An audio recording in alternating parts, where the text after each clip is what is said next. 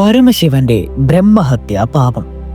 അങ്ങനെ ത്രൈലോകാധിപത്യം നേടുവാനുള്ള ശ്രമത്തിനിടയിൽ ബ്രഹ്മദേവൻ കള്ളസത്യം ചെയ്യുവാൻ പ്രേരിതനായത് ശിവനെ അത്യധികം ക്രുദ്ധനാക്കി. അദ്ദേഹം അസത്യം മൊഴിഞ്ഞ ബ്രഹ്മദേവന്റെ ശിരസ് നുള്ളിക്കളഞ്ഞു. ഉടനെ തന്നെ ബ്രഹ്മഹത്യാ പാപം ശിവനെ ബാധിക്കുവാനായി പാഞ്ഞെടുത്തു.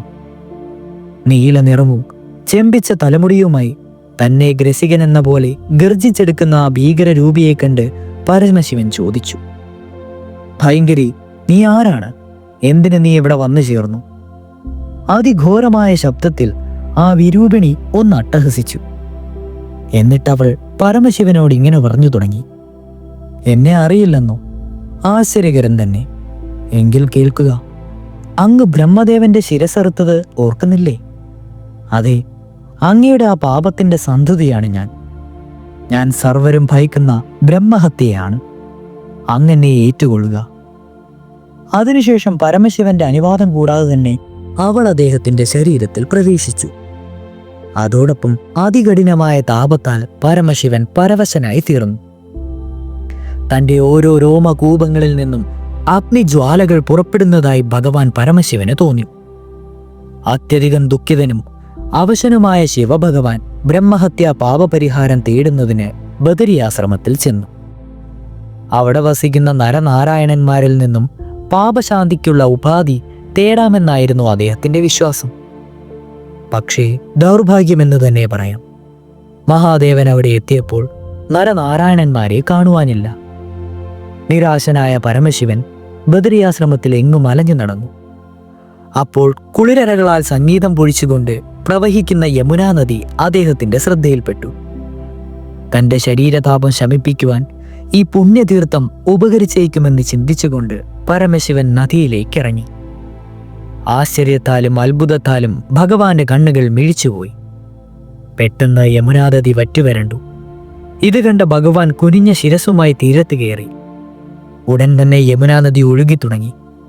ആ സമയം തന്നെ യമുനാദേവി നദിപ്പരപ്പിൽ പ്രത്യക്ഷയായി അറിയിച്ചു, ദേവ, അവിടുത്തെ ബാധിച്ചിരിക്കുന്ന ബ്രഹ്മഹത്യാ പാപം ഏറ്റുവാങ്ങി അങ്ങയെ പാപമുക്താനാക്കുവാനുള്ള ശക്തി എനിക്കില്ല.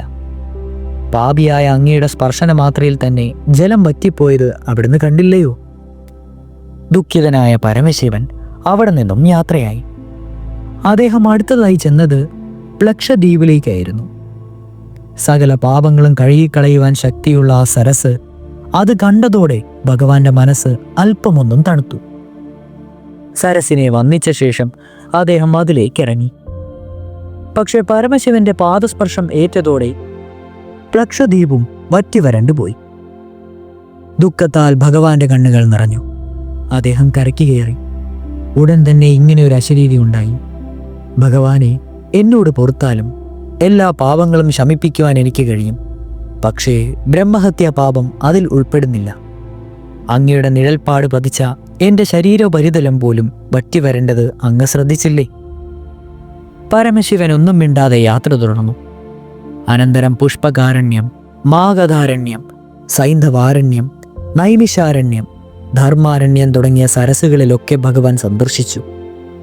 എന്നാൽ ഭഗവാന്റെ സാമീപ്യത്തെ മാത്രയിൽ തന്നെ ആ സരസുകളെല്ലാം അപ്രത്യക്ഷമാകുകയും തങ്ങളുടെ നിസ്സഹായത ബോധ്യപ്പെടുത്തുകയും ചെയ്തു.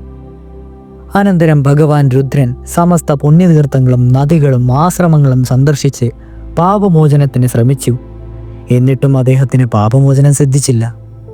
അതോടുകൂടി ഭഗവാന്റെ മനസ്സിൽ നിരാശ തളം കെട്ടുവാൻ തുടങ്ങി. മനസ്സുമടുത്തു തുടങ്ങിയ ഭഗവാൻ ഒടുവിൽ കുരുക്ഷേത്രത്തിൽ ചെന്നു. അവിടെ എത്തിയപ്പോൾ ഗരുഡവാഹനായ ഭഗവാൻ മഹാവിഷ്ണു ശംഖുചക്ര ഗദാധാരിയായി വാണരുളുന്നത് കാണുവാനിടയായി. ഇതിനകം പരീക്ഷണതനായി കഴിഞ്ഞിരുന്ന ഭഗവാൻ രുദ്രദേവൻ കൈകൾ കൂപ്പി മഹാവിഷ്ണുവിനെ സ്തുതിച്ചു തുടങ്ങി. ശിവന്റെ സ്തുതിയിൽ പ്രസന്നനായ മഹാവിഷ്ണു ഇപ്രകാരം അരുളി ചെയ്തു, ദേവ, സത്യലംഘനത്തിന് ത്രിമൂർത്തികൾ പോലും അർഹരല്ലെന്ന് അങ്ങ് തെളിയിച്ചു. ബ്രഹ്മദേവന്റെ ശിരസ് അവിടെ നിന്നും നുള്ളിയെടുത്തതിൽ നിന്നും വ്യാജപ്രവർത്തികൾക്ക് ഭഗവാന്മാർക്ക് പോലും ശിക്ഷ അനുഭവിക്കേണ്ടി വരുമെന്ന ശാശ്വത സത്യം അവിടുന്ന് തെളിയിച്ചു. ലോകത്തിന് മഹത്തായ ഒരു ആദർശം ഉദാഹരിക്കുക വഴി താങ്കൾ അനുഭവിക്കുന്ന ഈ ദുര്യാഗ്രഹത്തിന് ശമനം ലഭിക്കുന്നതാണ്. മഹാവിഷ്ണുവിന്റെ പ്രസ്തുത വാക്കുകൾ പരമശിവന്റെ കണ്ണുകളിൽ പുതുപ്രകാശം നിറച്ചു. അദ്ദേഹം ആവേശത്തോടെ ചോദിച്ചു, എങ്ങനെയാണ് ദേവ അത് സാധ്യമാകുക? എത്ര നാൾ ഞാൻ ഇനി കാത്തിരിക്കേണ്ടി വരും? വിഷ്ണു ഭഗവാൻ അരുളി ചെയ്തു, അല്ലയോ ശിവഭഗവാനെ, അവിടുന്ന് കേൾക്കുക. എൻ്റെ അംശത്തിൽ നിന്നും പിറന്നവനാണങ്ങ്. ഭഗവാൻ യോഗശായി എന്ന പേരോടുകൂടി പ്രയാഗിൽ വസിക്കുന്നില്ലേ? ആ മൂർത്തിയുടെ വലത്തെ കാലിൽ നിന്നും വരണ എന്ന നദി ഉത്ഭവിക്കുന്നു. സർവപാപസംഹാരിയായ ആ നദിയും മൂർത്തിയുടെ ഇടത്തെ കാലിൽ നിന്നും പുറപ്പെടുന്ന അസി എന്ന പുണ്യതമ നദിയും ഒന്നുപോലെ ലോകപൂജ്യങ്ങളിലും ശ്രേഷ്ഠങ്ങളാണ്.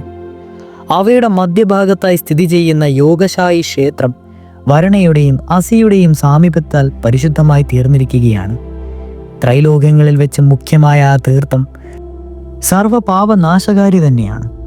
സസ്രതന്തന്റെ വാക്കുകൾക്കായി കാതോർത്തു നിൽക്കുന്ന ഭഗവാൻ ശിവന് നേരെ അരിവോടെ നോക്കിക്കൊണ്ട് മഹാവിഷ്ണു തുടർന്നു, പരമേശ്വര, യോഗശായി തീർത്ഥവും ക്ഷേത്രവും സ്ഥിതി ചെയ്യുന്നത് വാരണാസിയിലാണ്. ആ സ്ഥലം സന്ദർശിക്കുന്ന പ്രപഞ്ചികന്മാർക്ക് പോലും സംസാരമുക്തി ലഭിക്കുന്നുവെന്ന് അനുഭവ സത്യമാണ്. ഇപ്രകാരമുള്ള വാരണാസിയിൽ ലോലൻ എന്ന സൂര്യഭഗവാനുമുണ്ട്. ദേവന്റെ ഒരു കിരണം നമ്മെ സ്പർശിക്കുന്നുവെങ്കിൽ പോലും നാം ലോകത്തിൽ വെച്ച് ഏറ്റവും പുണ്യവാനായി തീരുന്നതായിരിക്കും. വാരണാസിയിൽ തന്നെയുള്ള ദശാശ്വമേധത്തിൽ എൻ്റെ അംശമായ കേശവനും വസിക്കുന്നുണ്ട്. അവിടുന്ന് താമസം വിനാ വാരണാസിയിലേക്ക് യാത്രയായാലും അങ്ങയ്ക്ക് പാപമോചനം സുനിശ്ചിതമാണ്. ഭഗവാൻ മഹാവിഷ്ണുവിൻ്റെ നിർദ്ദേശം ശിരസാവഹിച്ച പരമശിവൻ അദ്ദേഹത്തിന് നന്ദി പറഞ്ഞു. അതിനുശേഷം അദ്ദേഹം വാരണാസിയിലേക്ക് യാത്രയായി.